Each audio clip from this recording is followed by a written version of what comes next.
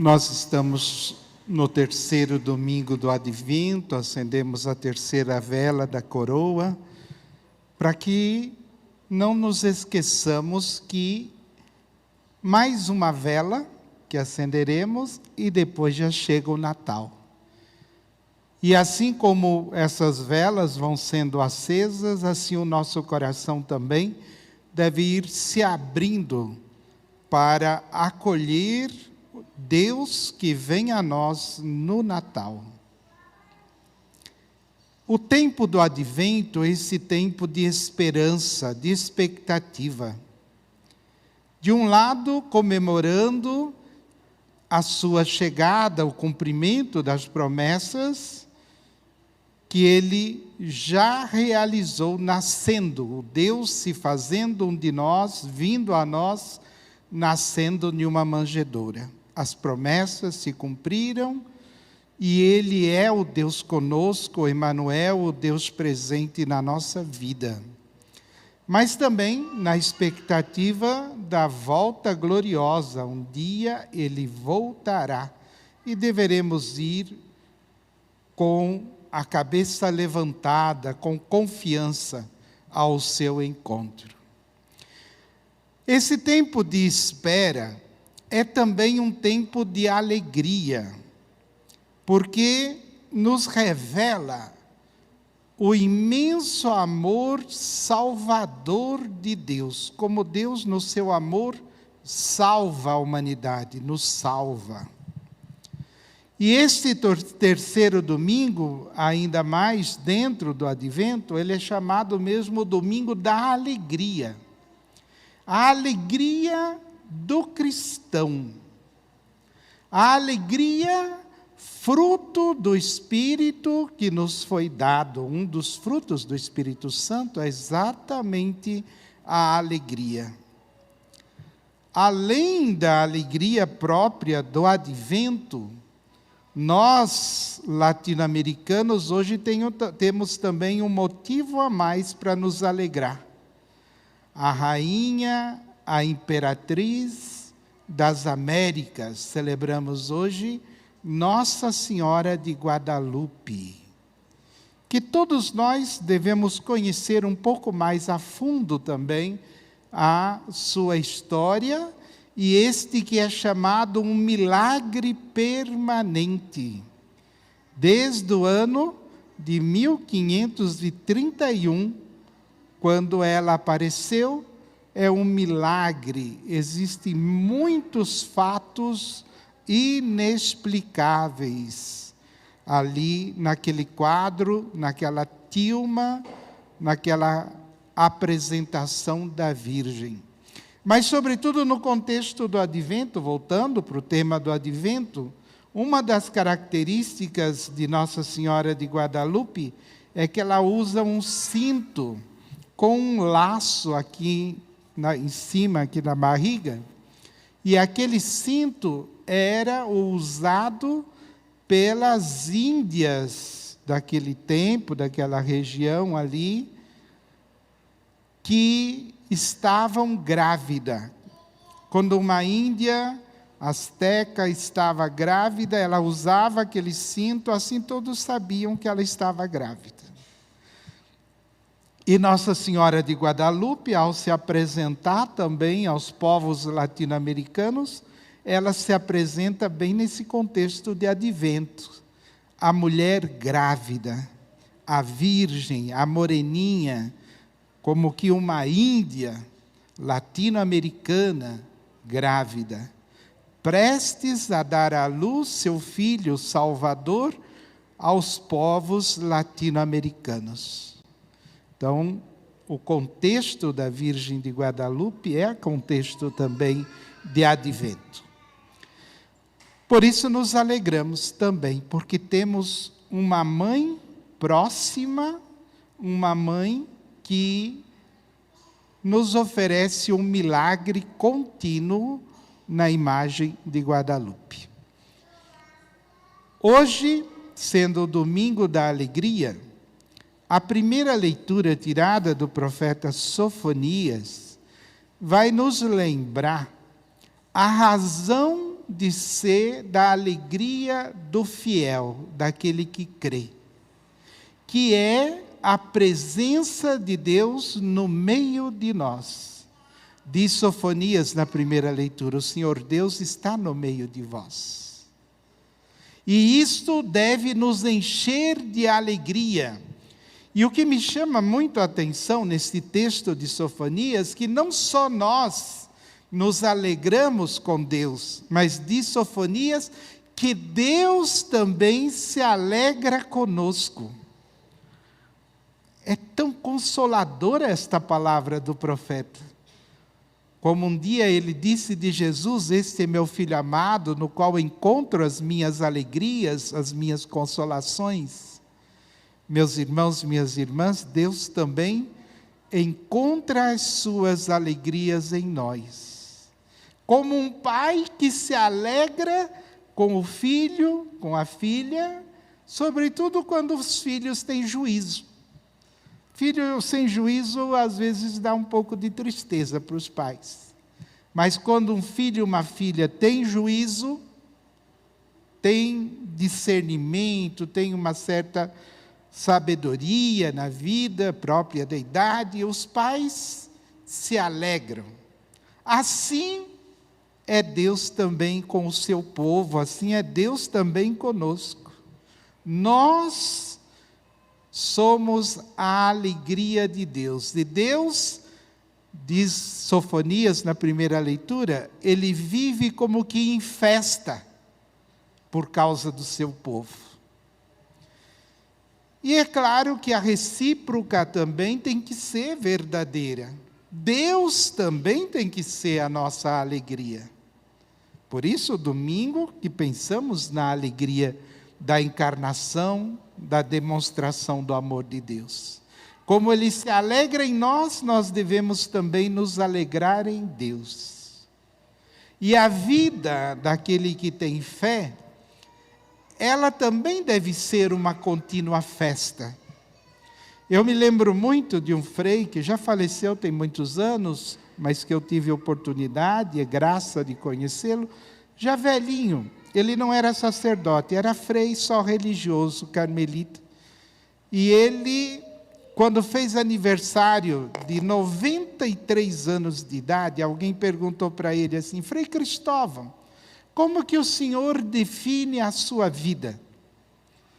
E ele respondeu assim: meu filho, minha vida foi uma contínua festa com alguns pequenos intervalos.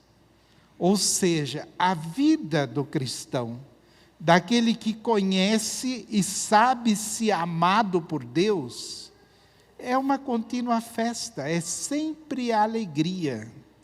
Tem alguns pequenos intervalos, às vezes, uma notícia, uma preocupação, uma dor, uma perda, é um intervalo da festa.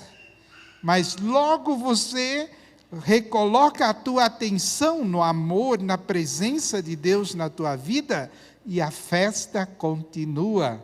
E essa festa vai se prolongar para a eternidade, a bem-aventurança feliz, a eternidade feliz. Vai ser a festa no céu, com todos os santos e bem-aventurados de Deus, e esperamos todos nós estaremos lá também. A festa contínua, a alegria em Deus, a alegria em Jesus, neste menino que olhamos para o símbolo do nosso presépio, da nossa manjedoura, e assumimos e mudamos a nossa vida a partir da certeza de que Deus realizou tudo por amor.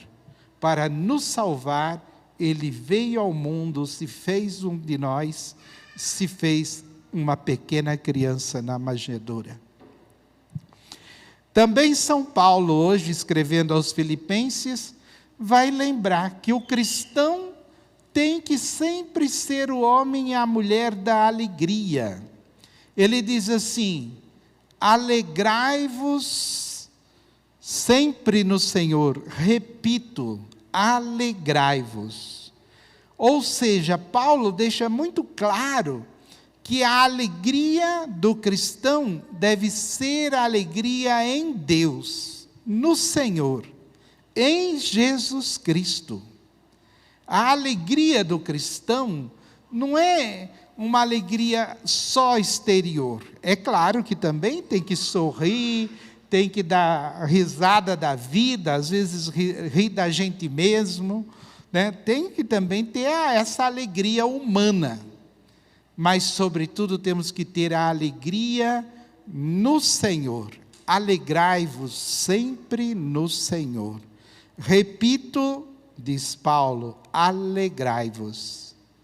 A quinta conferência de Aparecida, no ano 2007, os bispos da América Latina e do Caribe, reunidos aí, nos lembrava que a grande alegria do cristão é conhecer Jesus Cristo.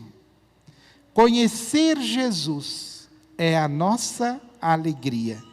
E poder transmitir, falar de Jesus aos nossos irmãos é a grande honra que temos também na nossa vida. Então é uma honra poder falar de Jesus às pessoas, mas, sobretudo, fundar neste fato, conhecer, saber que Ele está presente, fazer a experiência, sentir que Ele sempre segura na tua mão, que Ele habita no teu coração e nunca te deixa só, está sempre com você. Alegrai-vos sempre no Senhor, vai dizer São Paulo. E ainda mais, ele diz que, como cristãos, todos devem nos conhecer pela nossa bondade. Essa carta aos Filipenses chama muita atenção. O que deve se destacar na vida de um cristão, de uma cristã, de um discípulo, de uma discípula de Jesus? A bondade, diz, que todos conheçam a vossa bondade, diz Paulo aí nesse texto da segunda leitura hoje. Então me chama a atenção o fato que ele diz assim, que todos conheçam como vocês são umas pessoas rigorosas, disciplinadas, que todos conheçam vocês pela roupa que vocês vestem, ou pelo modo que cortam o cabelo, ou pelas noites que passam em oração. Não, Paulo não fala nada disso. Que todos conheçam vocês pela vossa bondade. Porque Deus, que é nosso Pai, é bom. E todo filho e toda filha deve se parecer um pouquinho, pelo menos, com o Pai, na bondade. E quando nós terminarmos a nossa jornada na face da terra, a lembrança que deve ficar de nós, não é, era uma pessoa muito social, era uma pessoa muito inteligente, escreveu não sei quantos livros, cheia de diplomas. Não. A lembrança que deve ficar de nós na face da terra é que éramos homens e mulheres bons. Sempre que alguém se referir a nós, sobretudo depois que tivermos deixado este mundo, deve ser esta a lembrança, a referência. Era um homem bom, era uma mulher boa, que a vossa bondade seja conhecida. E bondade, fazer o bem, ser bom, sem fazer distinção, sem segundas intenções. Não é porque é o ano político que a gente vai fazer pensando em voto, sei lá o quê. Não. É fazer o bem sempre, sem olhar a quem, sem esperar retorno, sem fazer distinção de pessoas, sermos sempre bons. A bondade é que nos exorta Paulo hoje a termos. Tempo do advento, tempo da gente pôr aí as coisas no lugar, no coração e na vida da gente. E levantar essa bandeira da bondade. Que este Natal nos faça melhores. Que hoje eu seja melhor do que fui ontem. E amanhã eu possa ser mais bondoso, que eu possa ser melhor do que estou sendo hoje. Que cada dia a gente progrida. E esse progresso e essa bondade de vida, é disso que também São João Batista fala no Evangelho de Lucas que temos hoje, na leitura do Evangelho. João Batista falava que era iminente a chegada do Messias, grandioso, que ele não era digno nem de desamarrar as correias das suas sandálias. E ele dizia, está perto aquele que vai batizar com fogo, com o Espírito, que vai inflamar a humanidade. Está perto. Tão perto que depois, logo na frente, João fala, ele está no meio de vós, ele é aquele ali, é o Cordeiro de Deus que tira o pecado do mundo. João aponta Jesus como o Cordeiro. E diante deste anúncio de que Jesus já estava ali chegando, como nós agora no Advento, a voz de João ressoa nos nossos ouvidos ainda hoje, no Advento, as pessoas perguntavam para João, já que é assim, ele está aqui e tudo isso está se cumprindo, as profecias, que devemos fazer? As multidões vinham a João Batista e diziam, que devemos fazer? Perguntavam. E João respondia no Evangelho de hoje. Se alguém tem 2 túnicas, reparta com quem não tem. Se alguém tem comida a mais, reparta, né? A solidariedade, a partilha. Por isso que no tempo do Natal também é um momento forte. Muita gente se preocupa, vou fazer compra, ceia e não sei o quê. Mas é sempre importante também que a gente lembre daqueles que não têm nada. Daqueles que passam necessidades. Que na nossa listinha de compra do Natal tenha também algumas coisas para os nossos irmãos que estão passando fome. E nós sabemos no Brasil hoje que tem muito irmão, às vezes pertinho da gente, passando necessidade. Então que a gente saiba repartir, já que temos a experiência de tanto amor de Deus na nossa vida. Outros vinham a João, no caso o Evangelho fala, publicanos, cobradores de impostos, e perguntavam, o que devemos fazer? E ele falava assim, não explorem ninguém, cobrem somente o que é justo. E a gente sabe também que isso ainda hoje às vezes tem distorções, ou mesmo quem trabalha no comércio, o lucro tem que ser aquilo que é justo, né? O que está dentro da lei, e não, de repente, explorar quem já não tem quase nada. E geralmente os pobres é que são mais explorados. Depois, o terceiro grupo ainda que veio perguntar para João o que eles deviam fazer, foi o grupo de soldados. Os soldados, e nós, que devemos fazer? E ele disse assim, não tirem dinheiro de ninguém à força. Essa palavra é a palavra hoje mais conhecida nossa, é a questão da extorsão.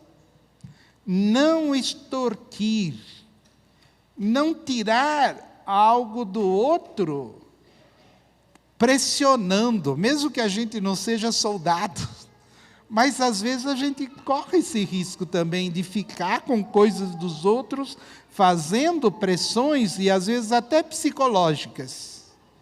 Dá um abraço a mais, um agradinho a mais, um carinho a mais, mas na verdade porque está querendo alguma coisa da pessoa, que a pessoa não estava querendo dar, mas você dá um jeitinho de conseguir tirar aquilo da pessoa. Roubar algo da pessoa, às vezes até um afeto, extorquir. Então existe a extorsão financeira, de dinheiro, etc., mas existe extorsão também afetiva. E outros modos de extorsão. Então, não tirar nada à força de ninguém. E ser pessoa também que, de certa maneira, está satisfeito com a vida. Porque tem pessoa que, às vezes, ganha uma mixaria e vai levando a vida. Está feliz, vai vivendo, passa necessidade, mas vai lutando, vai vivendo. E às vezes tem pessoa que ganha fortunas, e quanto mais tem, mais quer, como o nosso povo diz.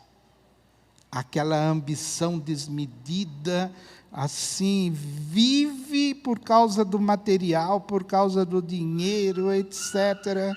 Então, isso também não deve estar presente na vida do cristão. É sinal de conversão você não praticar esse tipo de coisa, era o que ele dizia. Mas diante disso tudo, o importante é a gente trazer também o Evangelho e a pergunta do Evangelho para a nossa vida hoje. O povo perguntava o que devo fazer. Os cobradores de imposto perguntavam o que devo fazer. Os soldados perguntavam o que devo fazer no advento lá de João Batista.